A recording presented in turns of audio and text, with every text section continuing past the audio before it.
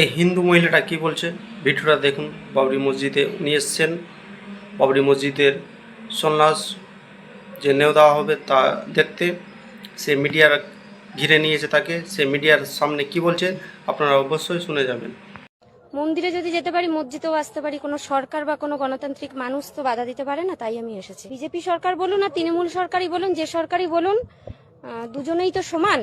আর কাউকে বলতে পারছি না কিছুই সেরকম কিছু, কিন্তু হিন্দু মুসলিম একত্রিত হয়ে যদি ইংরেজ তাড়াতে পারে তাহলে সন্ত্রাসও তাড়াতে পারবে। টাঙ্গার কিছু নেই, যদি পুরীতে জগন্নাথ মন্দির হতে পারে তাহলে মুর্শিদাবাদে বাবরি মসজিদও হতে পারে না। সেটা তো হুমায়ুন কবির বলেছে যে আমরা এই মসজিদ আর হসপিটাল বিশ্ববিদ্যালয় সবই করবে। উনি প্রতিশ্রুতি তো দিয়েছে সবার সামনে, কালকেও বলেছেন। সেটা ওনার ব্যাপার, উনি পড়তেই পারে। আমি বলবো না যে হনুমান চল্লিশা পড়তে না, আর ওনাকে বলবো না কোরআন শরীফ পড়তে না। দুজনেরই অধিকার আছে, উনি যদি পারে উনি করবে, আর এনার ক্ষমতা উনি তো আজকে দেখিয়েই দিয়েছে।